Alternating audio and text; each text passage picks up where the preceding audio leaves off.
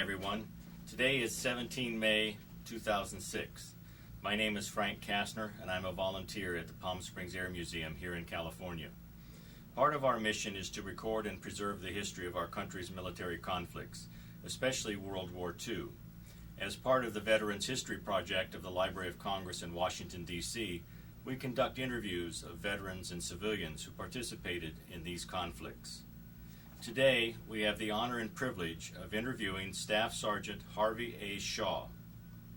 Staff Sergeant Shaw was a B-17 waist gunner with 35 missions in World War II, and he also saw service in Korea and Vietnam.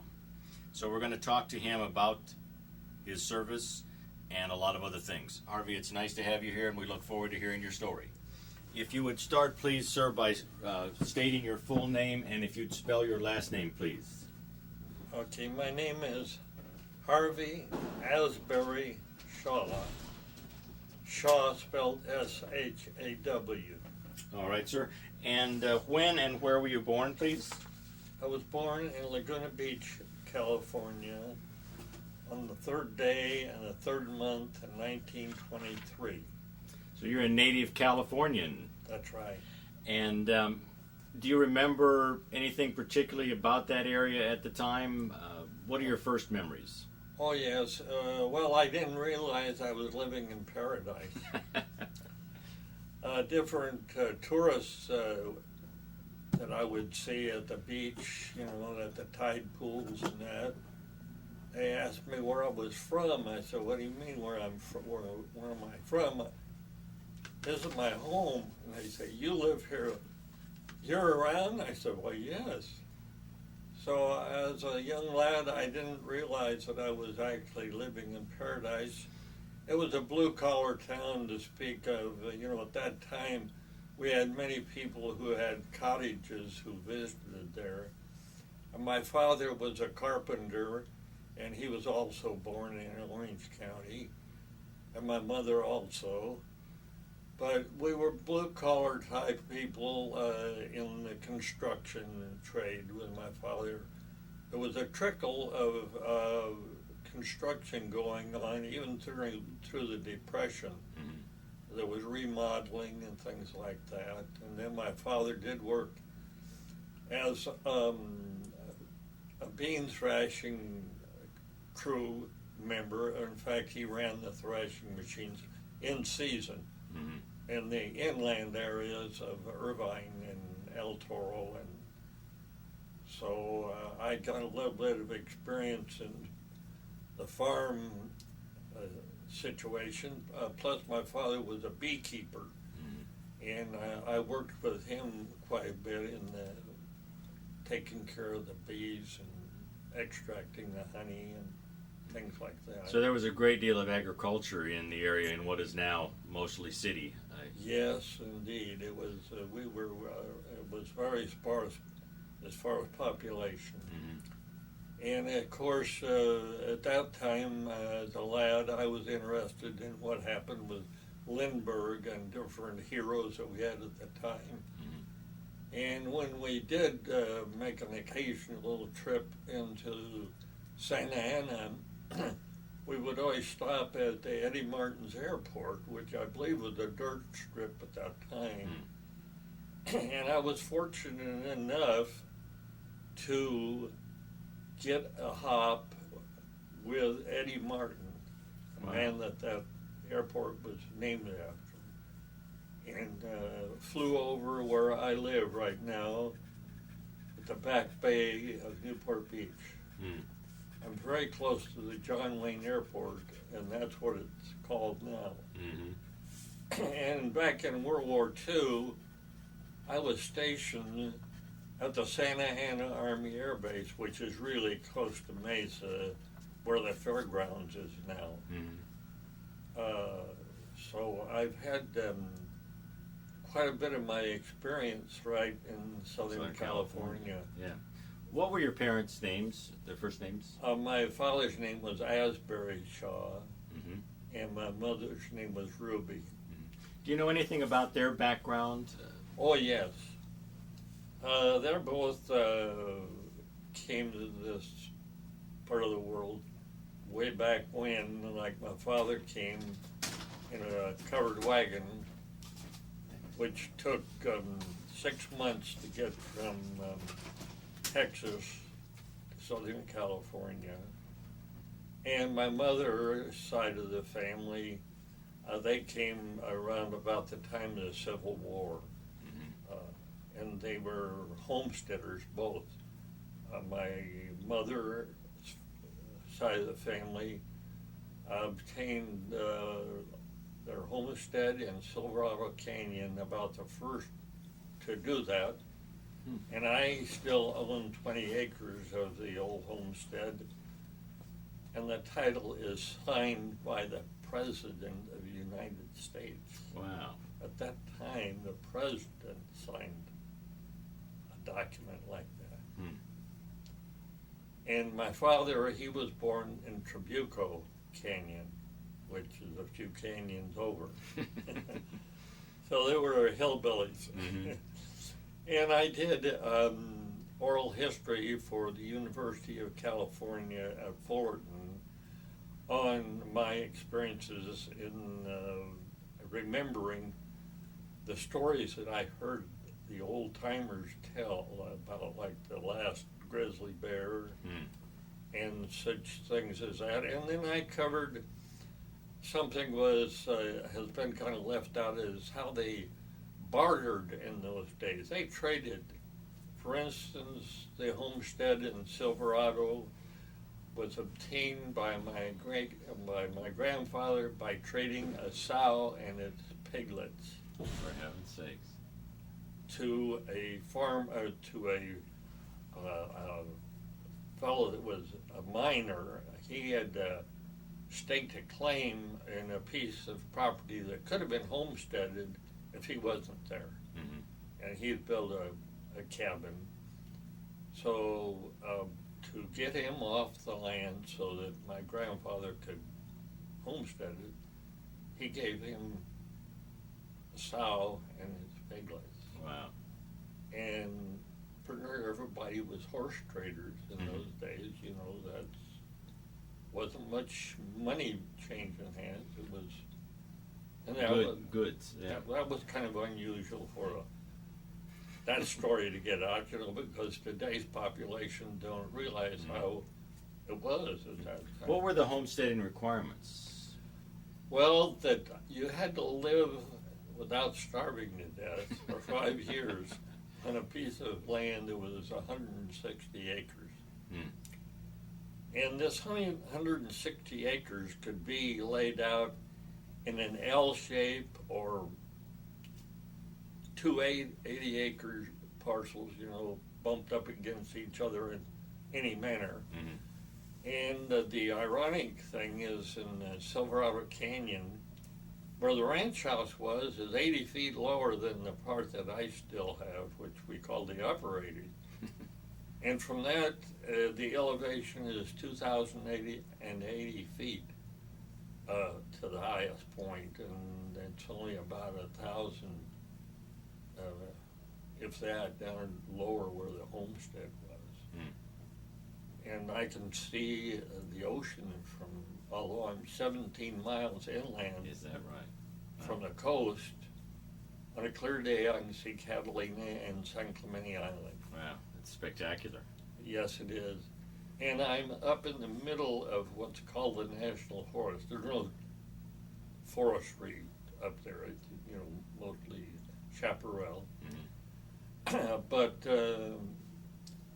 it just so happens that my piece of property is isolated from everybody else. Now, my son lives on my property up there. But it's down to 20 acres now is what I have. The rest of it had been sold off by, my mother was a member of a family that was 4 daughters. And you wonder, well, now how on earth did they manage to live on this homestead? There was a trickle of mining still going on, and the mine there in the canyon, they had overkill. They brought in more lumber and windows and doors than they actually needed. So my grandfather traded groceries, you might say, provided them with meat, eggs, milk, everything pretty near that you would eat came from the homestead. And he accepted in exchange building material, built a real nice home and improved on the property. And then after the 5 years, which ended in 1892, he got the papers. And that's the way the Homestead Act worked.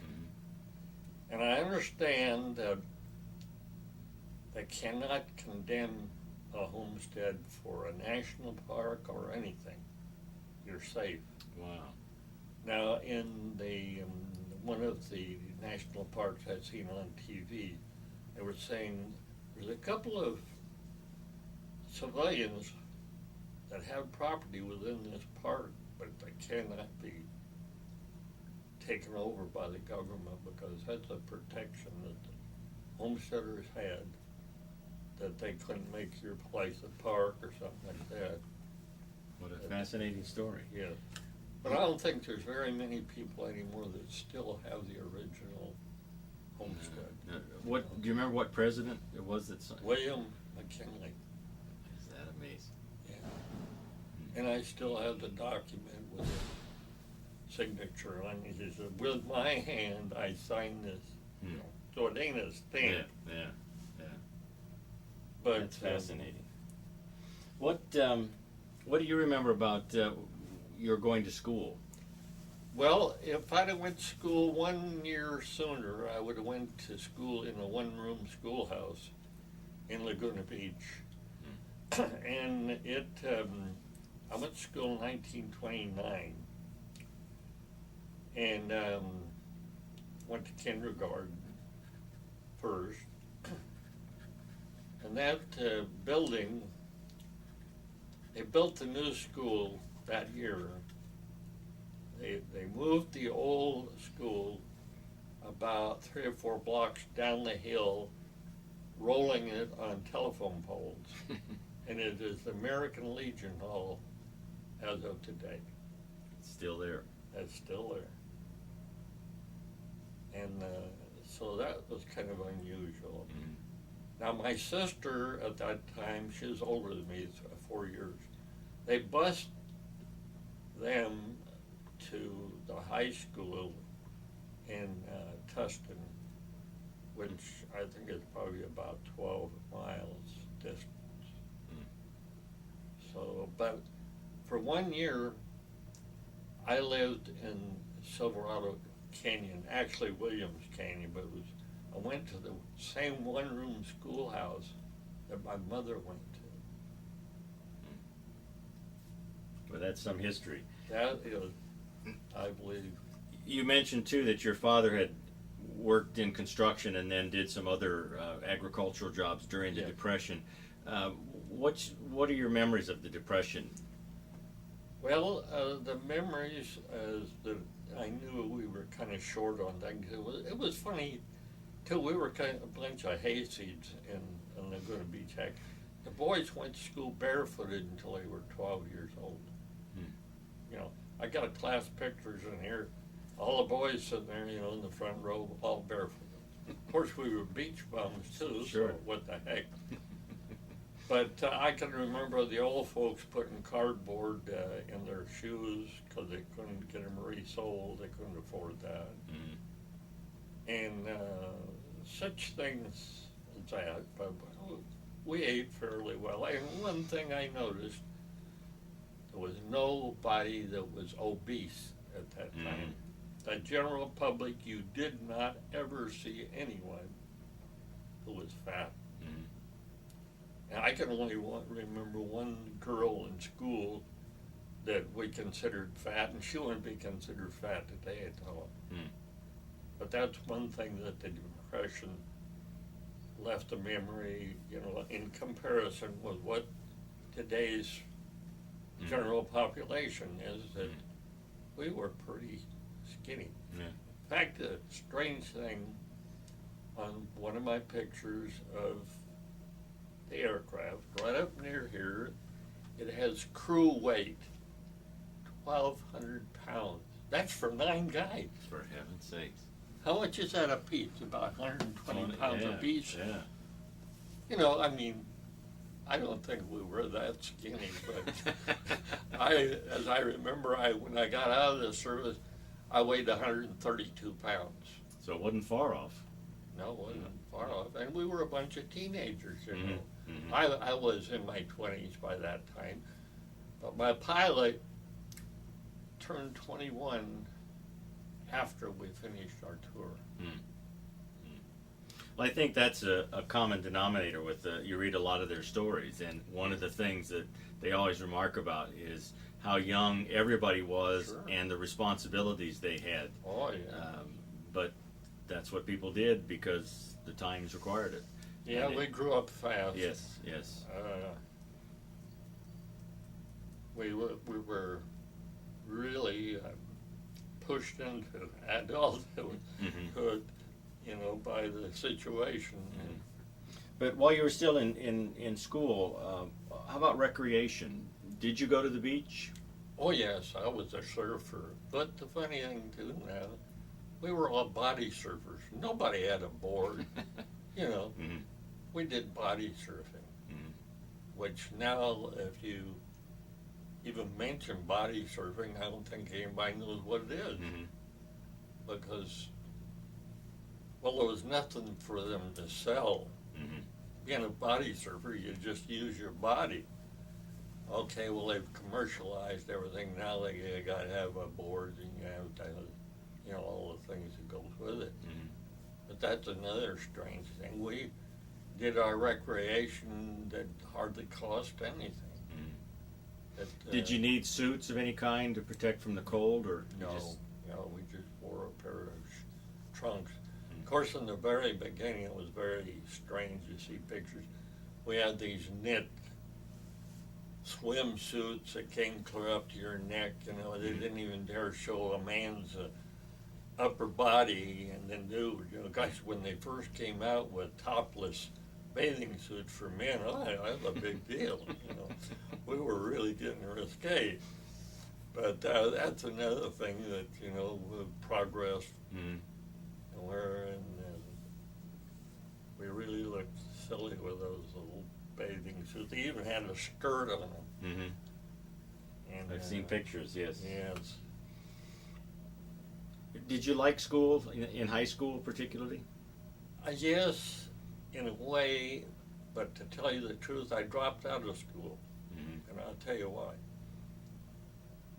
I wanted to be a mechanic all my life. And at that time was probably going to be an automobile mechanic. So I was taking auto shop in high school, and I had 2 years of it and was doing really good. I overhauled engines. I even painted a couple of automobiles for teachers. I knew how to paint cars. I knew how to do everything. Well, the school bought a new school bus, and they didn't have a garage for it. So you know what they did? They did away with auto shops so they could park that bus. And I thought, if that's all you think of my future, goodbye, Charlie. So I went to work as an aircraft mechanic. I didn't have any prior aircraft experience, but out at Lancaster, California, they were training the RAF before Pearl Harbor. And so I was already taking care of 3 airplanes as an aircraft mechanic. I was only 18 years old. Now, did you have to move up there to... I did for a while. There was 4 of us went out there and we rented an old abandoned alfalfa ranch. The ranch house was still there for $10 a month. Wow. And they put a new roof on it for us. Can you imagine that? How'd you find out about it? I forgot. Well, my neighbor,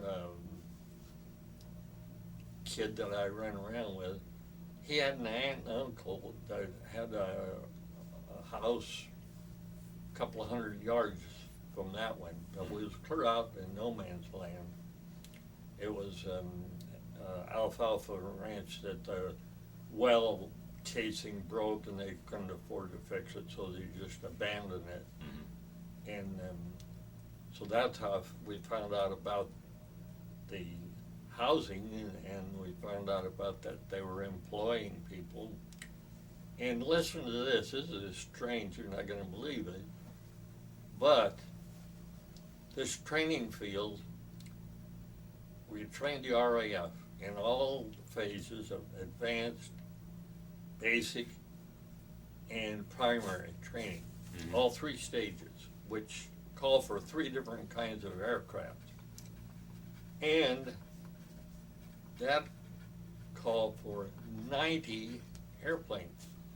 Mm. And one day, they flew in, this was a beautiful picture, 90 airplanes come flying in and landing at that airfield in Lancaster.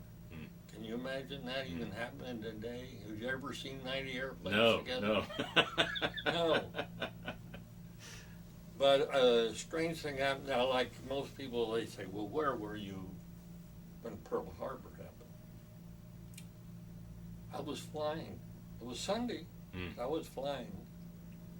But I got one of the instructors that was instructing these British students. He owned his own airplane, and he had it out there at a little airfield in town. So he wanted to build up more time, you know, get on his record of instructing, and I wanted to start learning to fly. So we pooled our resources. I'd pay for the gas and oil, and he took me up, and I'm up there getting instructions on flying. When I landed, and my buddies, these other three fellows, were sitting in the car listening to the car radio. And when we landed, they come running up to me and they said, the Japanese have bombed Pearl Harbor. Mm. So that was my experience. So I went down to work at Long Beach, at the Douglas plant. When I went in there, they were hiring, but they wanted people to assemble airplanes. They built B-17s at Douglas. See that chin turret? Mm-hmm. That was a Douglas improvement. Mm-hmm. And they had a contract from Boeing to build these airplanes. I worked on the very first B-17 built at Long Beach, Lakewood Boulevard. And I flew my tour in an airplane built there at Long Beach, which is kind of rare. Yeah. I flew in Douglas airplane in the Korean War too. But anyway, getting back to working there, well, I asked them, I want to work on the flight line. Well, they said, well, would you go to our factory school first and you find out how these are put together, stuff like that. I did is I worked for a while building the first airplane that they built there. Then I came in one day and said, I'd like to have that job that you promised me, you know, the flight line. Well, you know, we could get in touch with your draft board. And I said, wait a minute. I'm not old enough to be drafted now. Do I get that job or not? You got that job. How old were you? I was 18. Mm. So anyway, I worked on the airplanes. After the test pilot would check it out and fly it, there'd be something wrong with it, and they'd write it up, and I'd fix it. And then I worked on the A-20s that they were building too. That was an attack aircraft. Mm-hmm. And we made modifications to them right there after they'd rolled them out of the assembly line. Mm-hmm. And these aircraft were painted with the British bullseye, the red star for Russia, and the American emblem. We were building for all those countries. You mentioned those 90 planes that flew into Lancaster. What kind of? They were the primary trainer, which you start with the two wings, or one above and one below, in the fixed landing gear. That was a PT-13. Mm-hmm. Okay. And then the BT-13 was the basic, which is a Vultee vibrator, they call it. Mm-hmm. Was built by Vultee. And then the A-T, which is the advanced trainer, built by North America. Was that the Texan? Yes, right. So, and that's what they were training the British pilots with Right. as well? And this made more sense than anything because I was in the cadet program later. The Americans, they train you at one field for a primary. You go to another field for basic, and another field for advanced. Why didn't they do like they did there? Have all three in the same place. Yeah. Same place. Yeah. Well, I wanted to, after the bombing of Pearl Harbor, they grounded all the private aircraft within 150 miles of the ocean. And I was just starting to buy civilian time, dual. Mm-hmm. So I moved up to Reno, Nevada, and worked at a glider pilot school. They taught those fellows to fly like Aeronicas and Cubs and aircraft like that. So I bought some more time up there the same way. I got this instructor that wanted more time, and I wanted to get time, and we would rent an airplane that this company was, using, and we'd go out and fly all over the desert. It was a lot of fun. It really was. So then I heard about this program on radio, and they said, if you're an aircraft mechanic, we will take you into the Army Air Force, and you won't have to go through basic training, all the marching and everything at the Army. So I snuck in the back door. I went in as a crew chief, had my own airplane immediately. I didn't have to get out there and hike up and down and do all that the Army private. I was a private. I even had an assistant, and he was a private too. But that's the way rank was that. But so then after 10 months of that, I wanted to be a pilot. Now, where were you for that 10 months? I was up at Merced, California, and we had BT-13s. It's a type of airplane that I was crew chiefing. And so then I went into aviation cadets, which took me to Santa Ana Army Air Base and took a bunch of tests and that, and I qualified to be, from there they sent me to Jamestown, South Dakota, or North Dakota, to the State Teachers College, and our education, they wanted us to be an officer and a gentleman when we got through, so we had to have some college. Here I only had 2 years of high school, but I passed all the tests. So during this period, you also got 10 hours of dual flight instructions, which we flew Aeronicas and Cubs. So that was a lot of fun too. And from there, we went back to Santa Ana for classification for to either be a pilot, bombardier, or navigator, which I qualified to be a pilot. But they give us this pre-flight training, which included you had to pass the Morse code.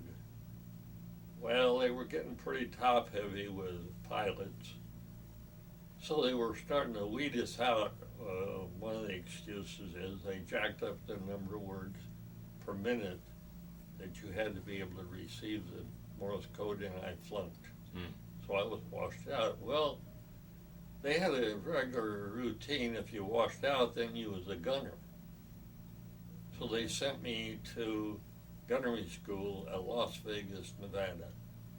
And that's where I got my gunnery training. Now, all of this was after Pearl Harbor.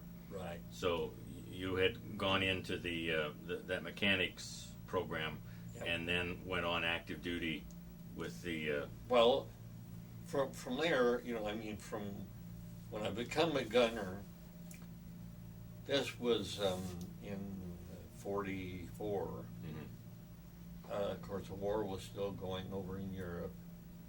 And they sent me to Lincoln, Nebraska. That's where I met my wife. And in Lincoln, Nebraska, they were putting fellas together as a crew. Now, at that time, it was a 10-man crew. But during that time, they transitioned over to a 9-man crew.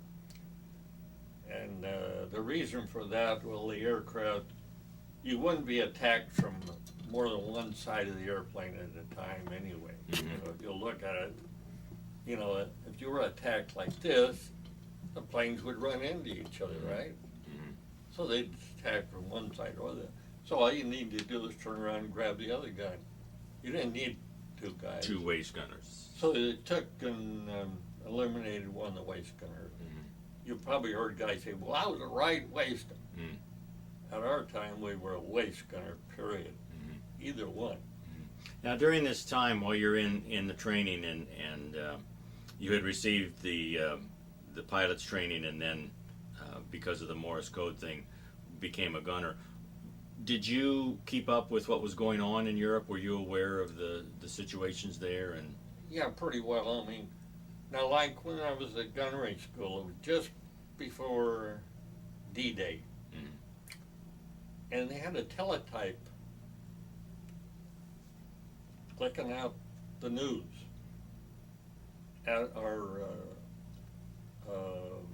recreation room. So I was always going and looking what was coming right out of the tape.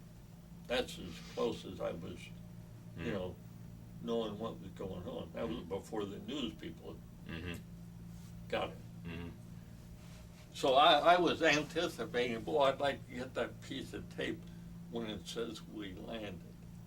But I wasn't there at the time.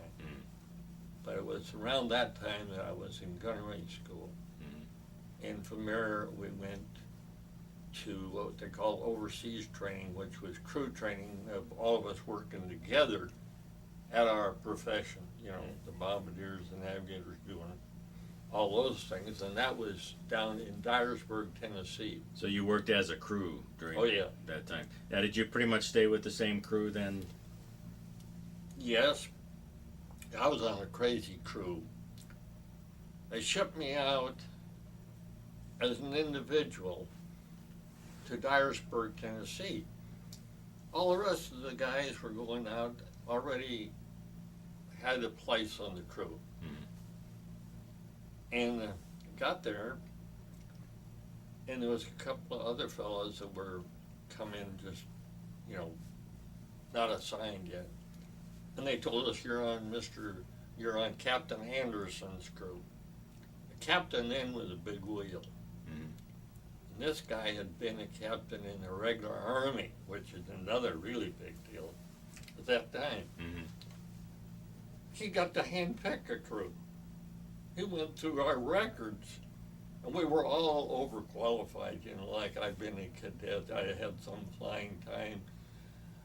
The other fella that was like me, he was in cadets. He got washed out the last week of training because he got caught buzzing. He flew too low in the wrong place. But anyway, we had 2 doctors on our crew. Can you imagine that? They were both optometrists. And they'd been in business. They were both Jewish fellows. And I felt sorry for them because they had on their dog tags that they were Jewish. If they'd have gotten shot down over Germany, I wonder what would have happened to them. Yeah. But our dog tags had on there your religion. Yeah. And if you didn't have any religion, you was a Protestant. Yeah, that's right. Yeah. You had to have religion. They had to have something, huh? Yeah, had to have something on that.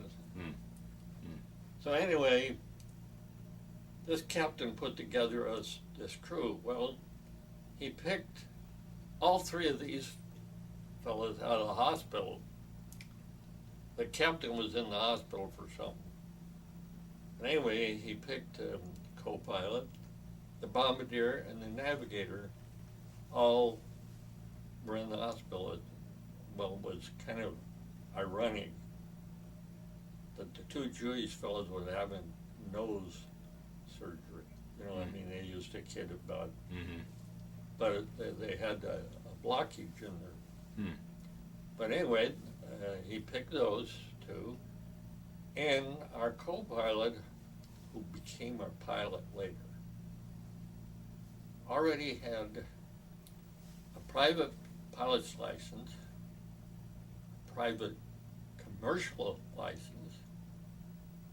and he was only 18 years old. He's the one that turned 21 after. Yeah.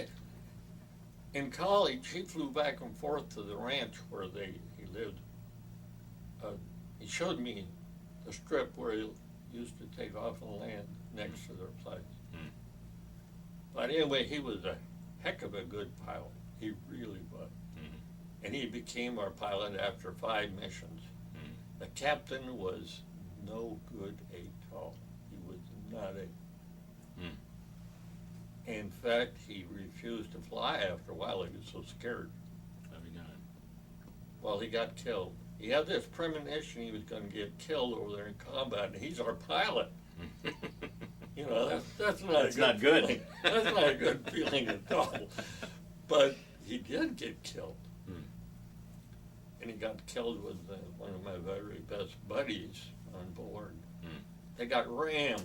Now, you didn't hear about this either, I bet you, from very many veterans. No.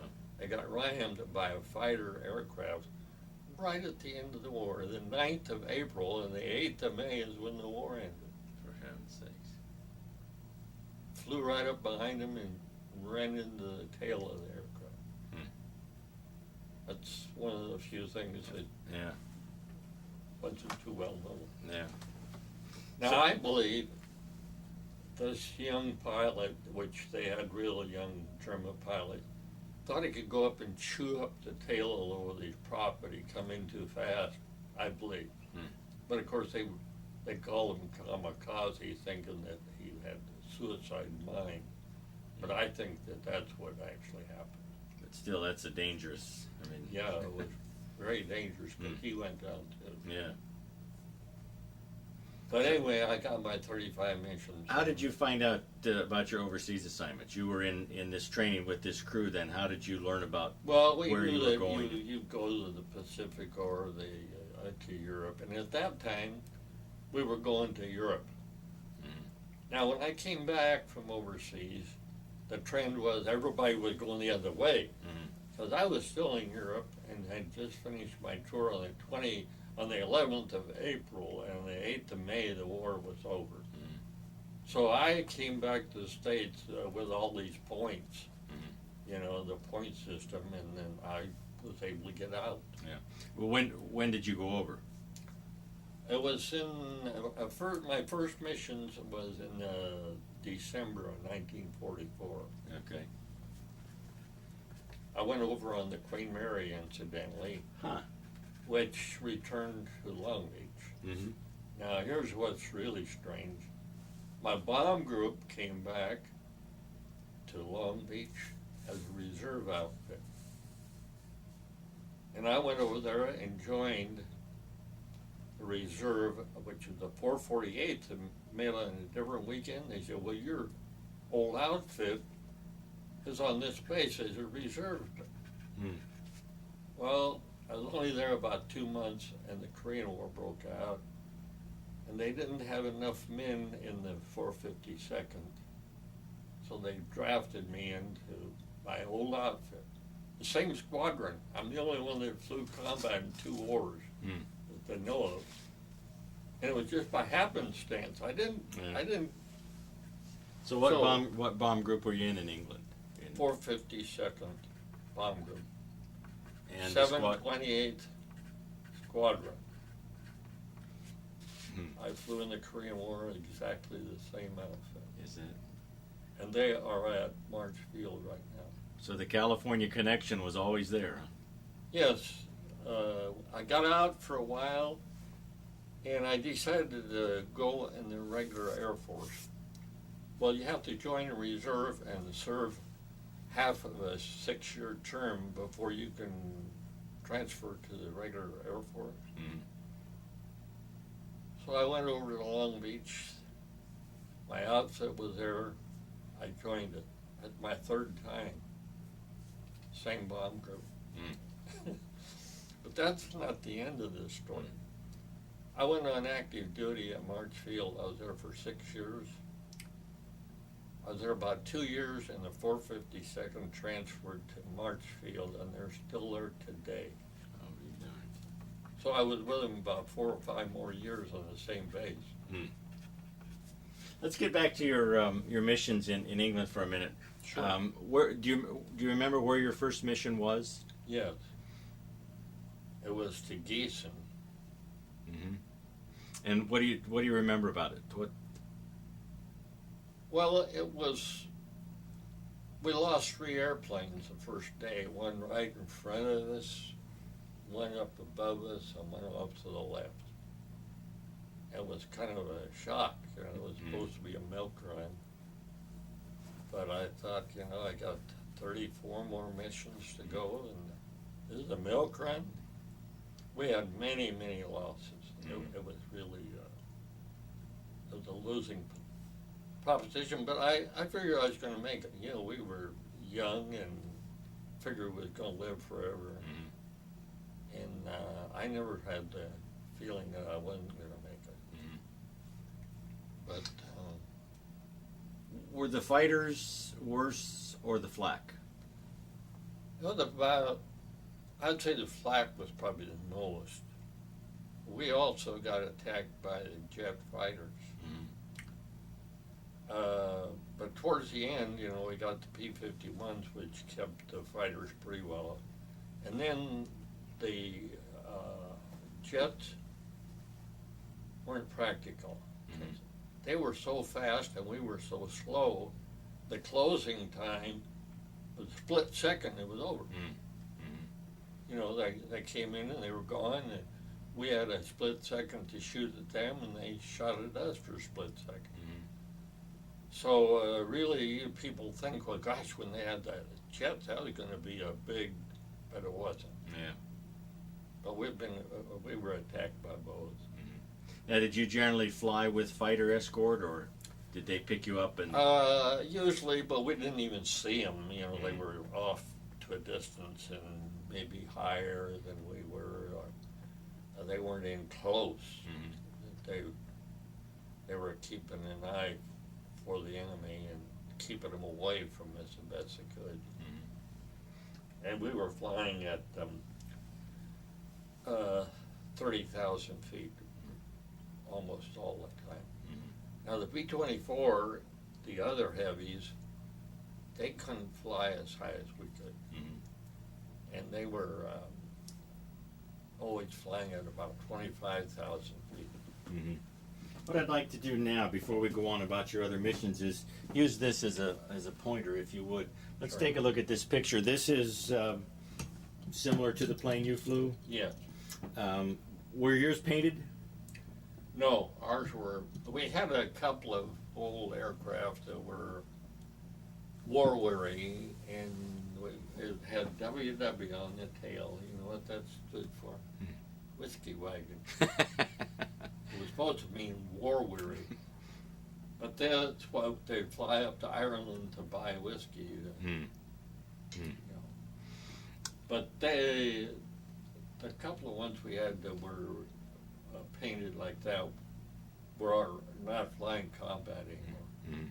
Now this is one of the newer models because, as you mentioned before, it has the chin turret, Yes, which was an addition because they realized without it they could yeah. come in head on and attack and take out the pilot and Yeah. co-pilot, and then Yeah. you were done. Right. Briefly go through there and point out where the various crew would be located. Okay, well, we'll start up here with the chin turret. Now that, when we had a bombardier in each airplane, the bombardier manned that gun. Mm-hmm. Now later we had what they called toggleirs. Half of the aircraft had an enlisted toggleier. Well, you say, well, why toggleier? You had a thing in your hand, the toggle switch, which pushed your thumb down and released the bombs. That fella would watch the lead ship, and when his bombs were dropped, he dropped his. And half of them still had bombardiers, which was an officer. Mm-hmm. So then, further back, the navigator, he's setting up in this,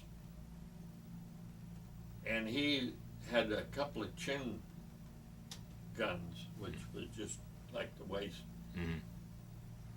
Then back here, you had the pilot and the co-pilot side by side, and standing in this turret here was your flight engineer. We'll move on back here to where that window is, and some of them, they had a gun up here, Mm-hmm. just a gun. Mm-hmm. They hardly ever fired that. But right in there is where the radio operator was. Okay, in this area, right through here, is the bomb bay where the bombs are. Further back from the radio operator is the ball turret operator, which is down here in the ball when he's in the fighting position. Now you'll see a lot of pictures of these aircraft in flight.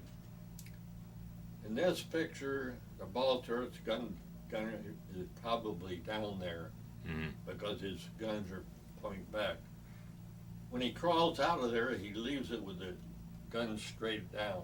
Mm-hmm. So a lot of those combat pictures, you can tell the guy's leaning in his turret, Mm-hmm. which I don't blame him, because for spending a lot of time in there curled up like Mm-hmm. this.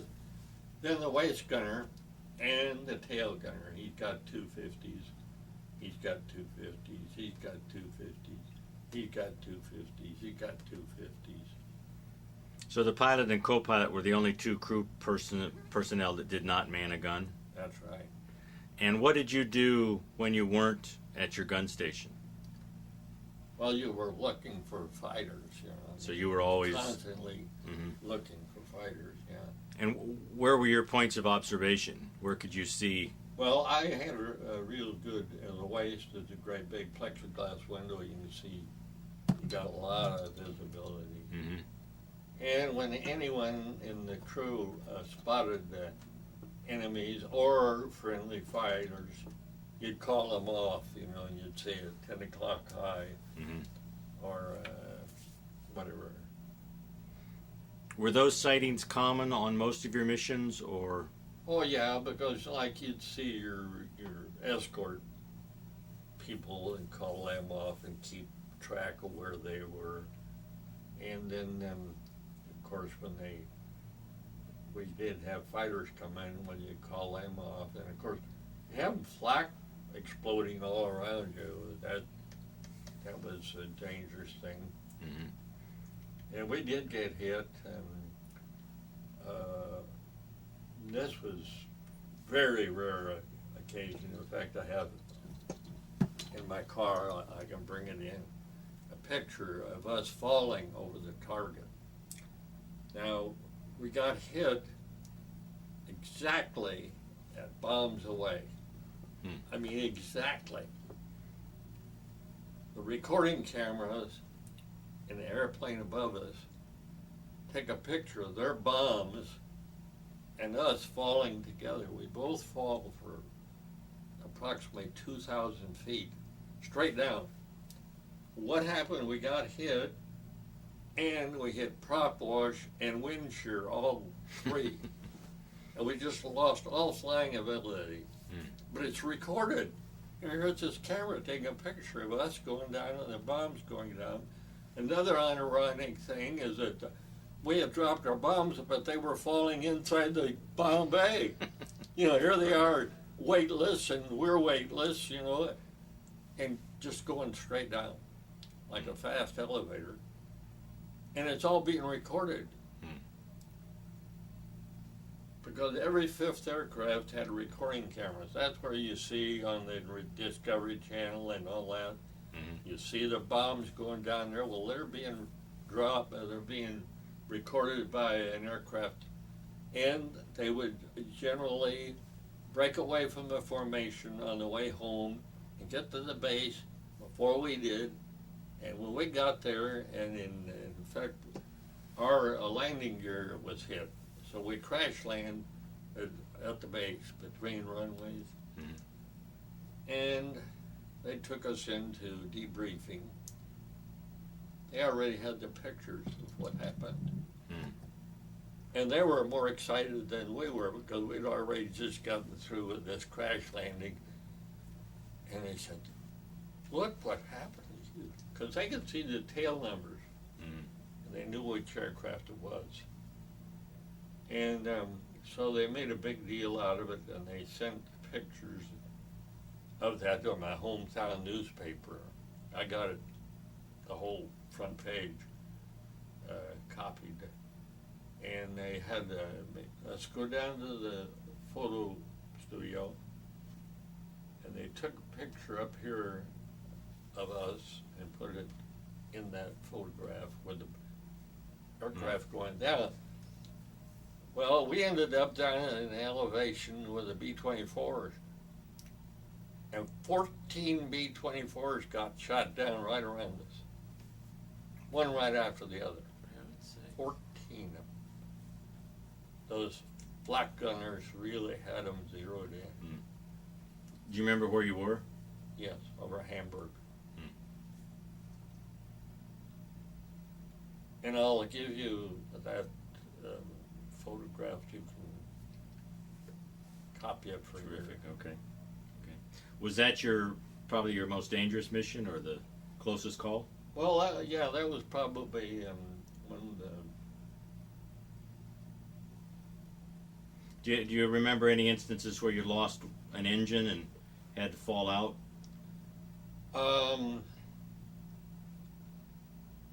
No, we had a few minor things like that happen.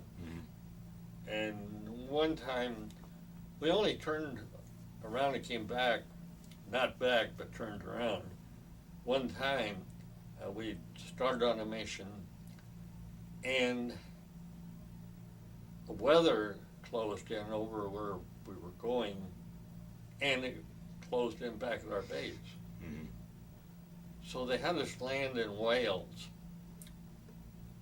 Well, we landed at this little RAF airfield, and we outnumbered them way over. Here's about 36 aircraft, with about 10 men in each. So we landed there, and they had us all stay out of the airplane for near all day. Maybe they could send us back, but that didn't happen. And this hurricane was coming our way, and we're right on the edge of these bluffs that go down to the sea. I don't know how high they were, but they were really high. And we didn't have any chocks. That's the things you put against the wheels so the airplane won't roll away when the parking brakes pop off. So someone had to stay in the airplane all night. Well, that was me. And the wind and the rain was terrible, and the plane's bouncing up and down. You can't tell whether the thing's rolling or not. So the first few hours, I sat right there in the pilot's seat, ready to put my feet on the brakes. And finally, I decided, well, the heck with it. And the plane was leaking water. See, the airplane, the sheet metal was put on like shingles on a house. When you're flying through the air, they don't leak, but in your parked, it comes through all those laps. So you know what I did? I got a life raft, a one-man life raft, and I popped it open, and it had like a plastic cover. I rode out that storm inside of an airplane. In a life raft. in a life raft inside of an airplane. But I'm always thinking of those cliffs, you know, that I might go over the cliff. Well, the strange thing is, you know, the British, they have their tea time about the time we normally have supper. So we all went up to their mess hall and we ate everything they had for tea time. We ate all their food. So you know what they did? One of our leaders, he got one of their trucks and they started going to all the little farms, getting food and taking it back to the base, you know, like eggs and milk and whatever they could give us. So we overran the place. We only spent there one night there. But one sad thing did happen. The poor British guy walked into the propeller. Now, they were used to their airplanes with their propellers are way up in the air, you know. And I guess they could duck under them. Well, this guy, he wasn't familiar with a B-17. He ran right into that propeller and chopped him all to pieces. But the rest of us made it all right. So then you flew back from there back to your... The next day we was able to, and see, we landed and taken off with the bombs on board too. That isn't too safe. No, they usually told you if you had a chance to drop them someplace. There was an area out in the channel that that's where they figured that, you know, the band leader lost his life, that somebody was dropping their bombs in that area, and he flew through at a lower altitude and got hit with the Glenn Miller? Glenn Miller, yeah, yes. Yeah. And it probably that's what happened. But they didn't want you to drop it just anywhere out there in the ocean because there could be a ship down there. So we had a designated area. Well, we weren't near that, so we couldn't drop our bombs. We had to carry them with us and land there with them. And I think on the way back we went out of our way to go over that area and get rid of the bombs because you really didn't want to land even at your own base with too bombs. many times, Yeah, they could come loose. And they retracted the ball turret on landing, right? No, all they did is they got Just it in got this the guy out. position. And, yeah, he got out and they cranked it with the. Okay. Could that turret retract or No, just his seat? no, Okay. no. Well, the opening, you get in and out of it, and the opening was up in the aircraft. It was the thing that was dangerous about it was you couldn't take your parachute with you down there. There wasn't enough room. So you had your parachute up in the aircraft. The rest of us, we took our parachute and we had risers that the parachute connected to. Well, we'd take and cut the thread on one of them so the riser could be down and hooked our parachute halfway, you know, on one side. And I talked to a number of fellows that got blown out of their airplane, and one of them, the parachute was out there, you know, he had to haul it in and hook up the other side. Another fella, he said his parachute popped open, and it was just hooked up to the one, but he was able to land with it. So another little thing that people usually don't know is that what we did is our brogans, that's your general boots, you know, ankle boots. We go into town and we buy these dog leash clips, like you hook your dog up to, and with a safety wire, you wired it onto your boot, and you snapped it on your harness. So you were flying with your boots up here. That's because your flying boots were no good for hiking. They were like bedroom slippers. You know, they were fleece lined. And another thing, a lot of guys, when they hit the end of the line, when their parachute opened, their boots kept going. And another strange thing, the British came out with shoes almost like your tennis shoes, and they were made out of felt. and they laced up, and they were very good for keeping your feet warm down in the ball turret, because the ball turret gunner couldn't use those bulky boots. Well, I had a pair of those, but the drawback was on the sole underneath there it said "Made in Britain." So if you're trying to walk out and the enemy's looking for you, all they need to do is follow those tracks. You're advertising who you are. Well, I need to change this. It'll be just Yeah. a second. Do you want some water? Yeah, I think I'm going to take.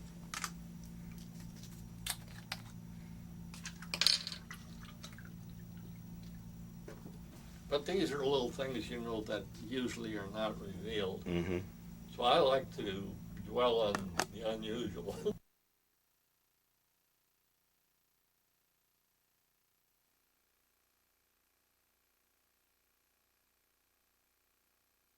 As well in the 35 mission limit. But were there any other missions that were particularly notable?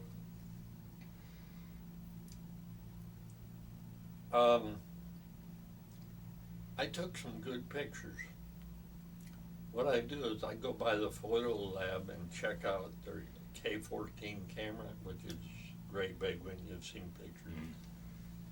And it took 50 exposures, and it was loaded.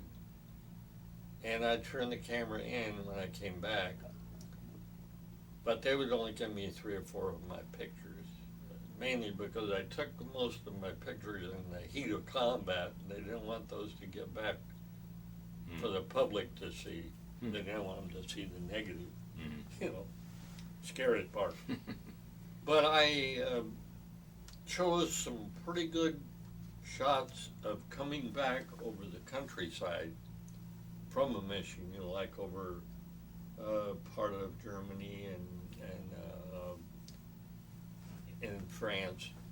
And I was fascinated by the way that these fields were all farmed with a different crop or whatever. And I understand that the way it happened was a family had, I guess like the homestead, and as the boys grew up, they'd get a slice of ground of their own. And so one of the brothers would be growing a crop here, and the old man growing here, and one of the other here, and it made like patchwork quilt patterns, which I thought, this is something that's quite unusual. You don't see that in the United States, and possibly that doesn't exist now in Europe, I'm not sure. But so I have quite some good pictures, and they have shown up in some history books and things like that. That finally they released them to somebody that was able to put them in a publication. So that was kind of my hobby. It was kind of disappointing that I didn't get to keep a lot of that, but they did give me some. And this picture, the pictures I do have, on the back of them has got inspector's stamp, so I could bring it back to the States. If it didn't have that on it, you're in trouble. It had to go through the censors. So with the 35 mission limit, that was a bit unusual. Yeah, it was well established by the time I got there. It had been 30 just before, and before that was 25. And what kind of rubbed us the wrong way in the 8th Air Force, which we were flying out of England, we had to fly 35. Well, those fellows who were flying out of Italy, they'd get credit for a couple of missions on one mission if it happened to be a little further, or they had their own pattern of. So some of those guys could say they flew 50 missions, but they only flew 25. If they got credit that way. And it was unusual too in the decorations that you got. you would think it would have been more standardized. Now, like I should have gotten the DFC for finishing my tour. A pilot got it, you know. And it was standard operating procedure before I come along, and they quit doing that. And as a general rule, every 5 missions you would get, well, the first 5 missions you got the medal, the air medal, and then from then on you got a little thing that looked like a raisin that you added to The clusters. And so, like I got 5 battle stars. That was for different things, like the Battle of the Bulge, the Ardennes Forest, right on up. You know, I wasn't there for D-Day, but and so I got 8 battle stars, and I should have gotten 7 air medals, but they shorted me one. After you leave, they don't bother to catch up on what they owe you. Yeah. And then to make things worse, our records burned up in St. Louis in a fire. So my records of my flights, I didn't get them. Now I have my sketchings of what my doctor, navigator, wrote, just like prescriptions. You can't read it. You know, doctors are the worst. No kidding. But in there, I got the one where he told about the 14 planes getting shot down right. But I do have printed every mission from his personal notes. But they don't count when you try to get any decorations or anything from it.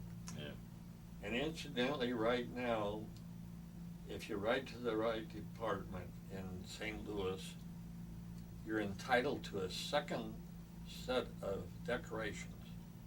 You know, like I haven't done it yet, but I can get another air medal.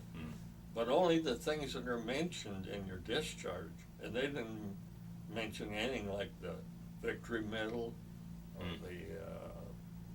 a lot of those things. So you don't get them. Yeah. So when you came back just before the war in Europe, and you came back in Just after it. After, okay, which was on May 8th. Yes, and I finished on April 11th. Okay. So they had an overage of us fellows coming from the European War, and they had all these guys lined up to go to the Pacific. So they released us. They let us get out with the points we had. And you decided then to get out? Yes, I did. You go into the reserves immediately, or no? In fact, they didn't have a reserve program. They said, now later on they're planning on a reserve, but they don't have one right now. So I didn't bother for about 5 years. What did you do then when you got home? Well, I also worked as a carpenter, and I worked as a sheet metal, commercial sheet metal, and aviation sheet metal, both. I was journeyman in all these trades. Did you come back to the Laguna Beach area? Yes, but I only stayed there about 2 more years, and I moved to Newport Beach, which is about 6 miles up the beach. Now you mentioned you had met your wife. Yes. When did you get married? Well, we got married 6 years ago, in 1945. As soon as I got back, I had her come out to visit her sister who lived out here, and we got married in Anaheim in 1945. What was her name? Her name was Michael, and that was a German. Her parents were both Germans from Russia. They were, the Russians encouraged people from Germany to occupy their country especially if they knew anything, you know, they're farmers or anything like. So Mhm. that's how they got into Russia, and then back, I don't know, probably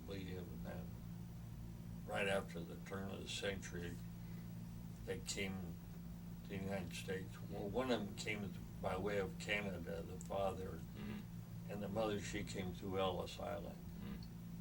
And where did you mentioned where you met your wife?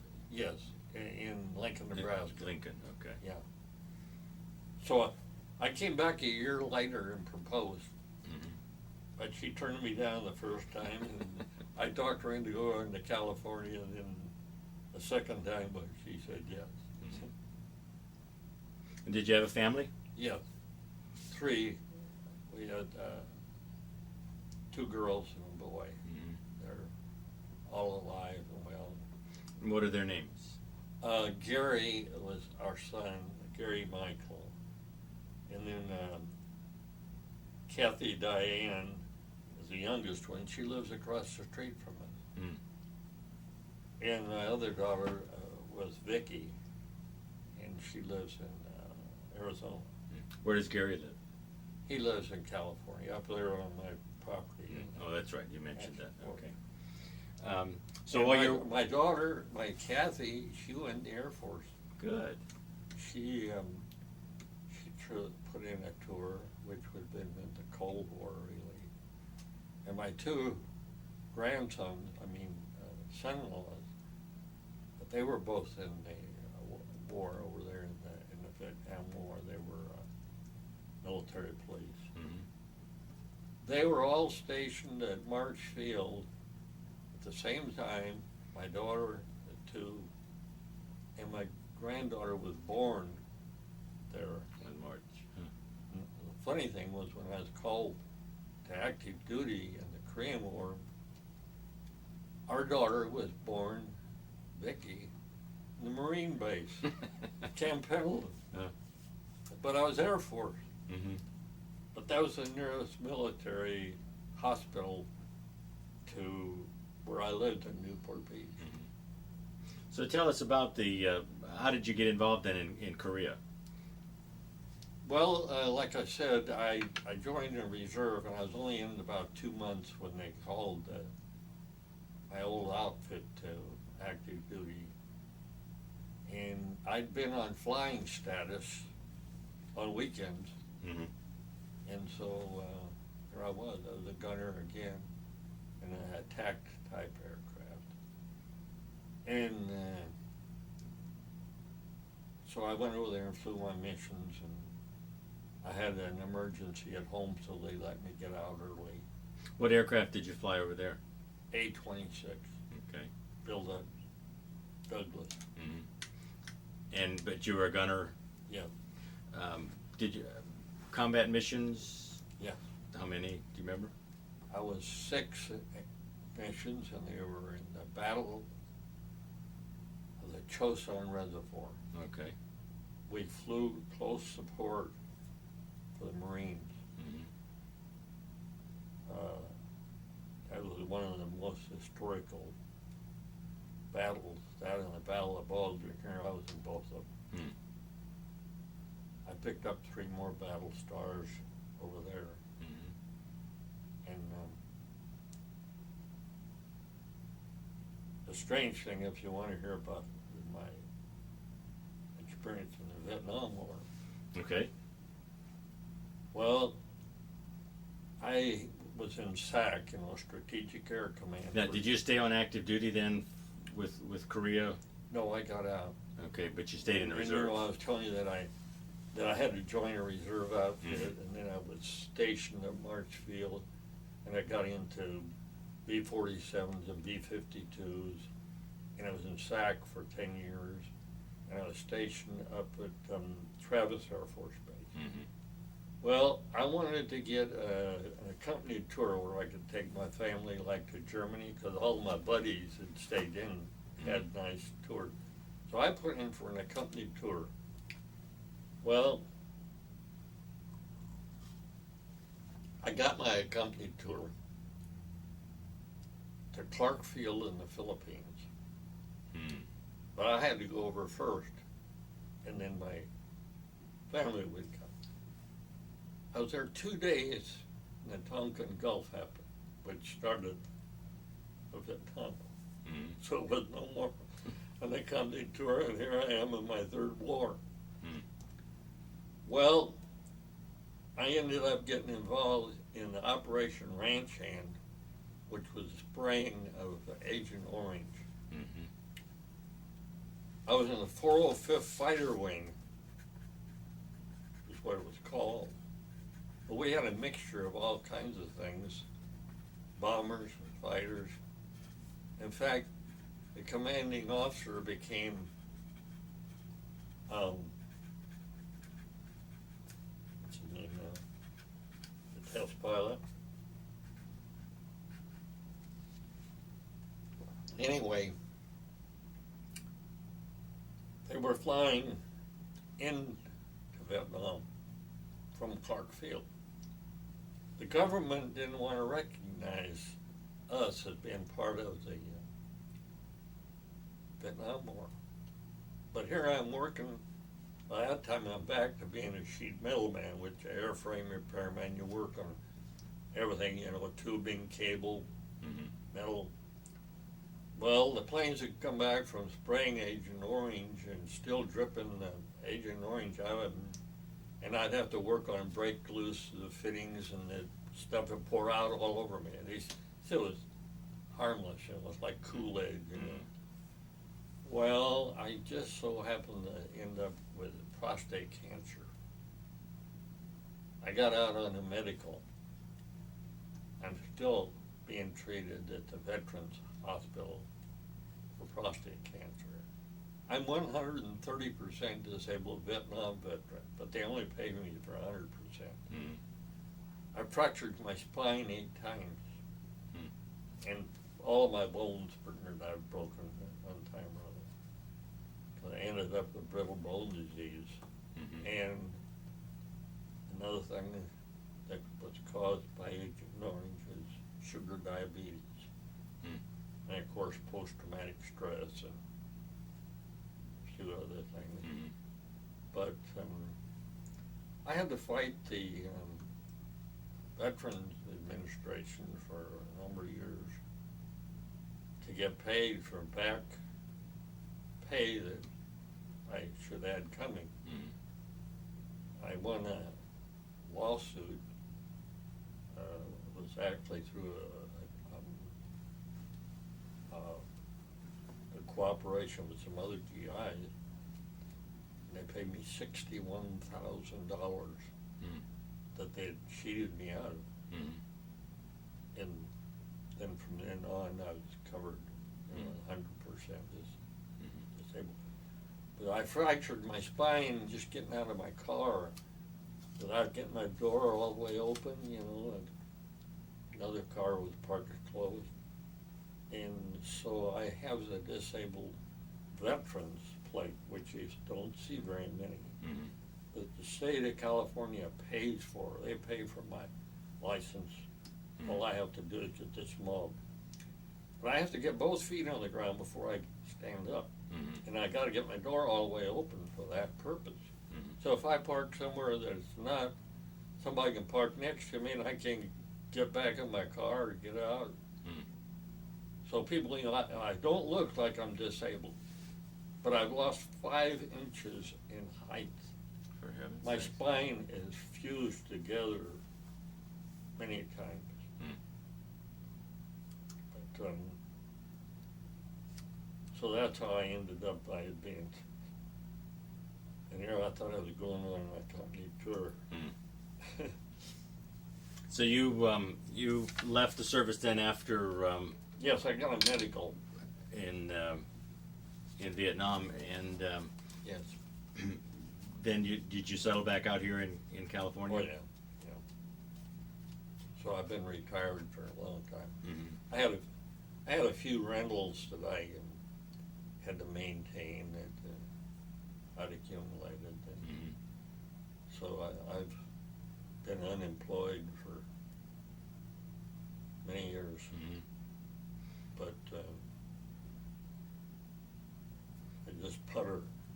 You had mentioned too that you did a presentation for a school. Yeah. Have you done those before or other things or? Oh yeah, like I said, I did this one for the University of California at Fort, and they made a hardcover book. The name of it is my name, Harvey Asbury Shaw. That's it. Which you can get through the university. They're supposed to be in all the universities of California. They sold out the first printing. I don't know how many it was. But I had a book signing deal at the Santa Ana Country Club and everything. It made a big deal out of it. Yeah. And if I'd had to write the, I would have never been able to, but all I had to do is talk like I'm talking to you. It was very little about the military, though. Pretty all about Orange County in the early days. They wanted that history. Well, you certainly lived through a lot of it and could provide a great deal of interesting history. Well, they heard me talking to someone at a museum, and they come up to me and say, "Would you do an oral history?" Oh, okay. So that's how it happened. But here's a funny one. They asked me, "Well, Mr. Shaw, I understand you met your wife on the campus in Lincoln, Nebraska. What was your line?" And I said, "Where's the nearest museum?" And that was the truth. Yeah. But it worked. It worked. That's all that matters. So, one thing leads to another. Did you experience any of the tumult and unhappiness and that kind of thing as a result of Vietnam? No, not really. I was treated all right. But after I got out, because I got out pretty early in the Vietnam conflict, well, a lot of those fellows weren't. And then people ask me about the Vietnam War. Well, you see, we were a bunch of replacements. We didn't train together as units, so we never have any reunions. You don't feel connected to anything, you know. So, like, I have many reunions for all my other, I belong to Chosun Few, I belong to the 8th Air Force, I belong to you name it, I'm always going to. Do your squadrons and bomber groups have? Oh, yes. Yeah, we have annual get-together. But I went to one out here at Laughlin for the Vietnam War. I couldn't find anybody. Yeah. They weren't very.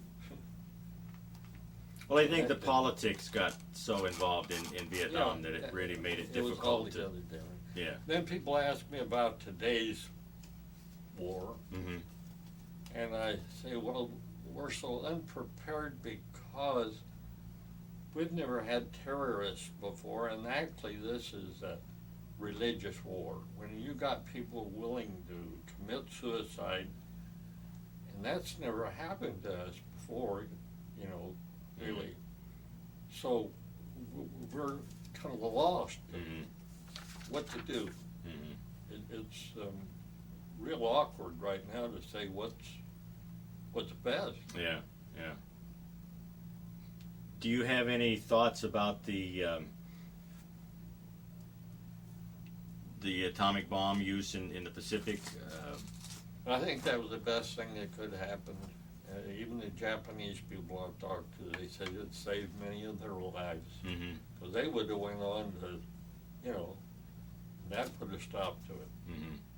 In talking to most veterans, I think that's a very, very common feeling that while it's horrible, I mean, everything that happened was horrible. Oh, sure. In one way or another. Right.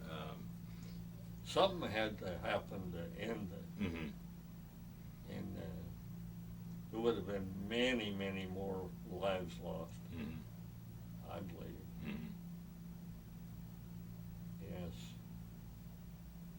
It was an awful serious thing to happen, but they could have done it to us. Oh, yeah. Well, and you described when we were talking earlier about how young everybody was and the responsibilities all of you had and how quickly you grew up. I think that accounts for the kind of the greatest generation concept that we have. Is all of you guys came back truly dedicated to making good use of the life that you Right. had, because there were many who didn't come back. Yes, and I want to add to that, we have a breakfast club that I just came from this morning in Newport Beach at Fashion Island, and we'd call ourselves the Grateful Generation. Mm. And what we do is, like, we went to the school and talked with the school kids, Mm-hmm. and we participate in a number of things to educate the kids, because they don't teach them anything about that anymore. Mm-hmm. And the write-ups that I got from the 5 children that I talked to, all were so amazed that, well, they didn't know that. Well, they didn't know that, you know, and they feel so much more in touch with this country Mm-hmm. because of us talking to them. And we're not going to be around forever. Yeah. And the other organization that you might jot down, I had promised them I'd mention it, you know, the Grateful Generation, and the other one were the how was it we call it something?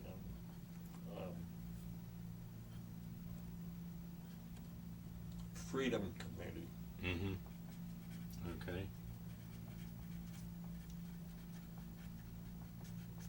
Now, the Freedom Committee, we just meet once a month.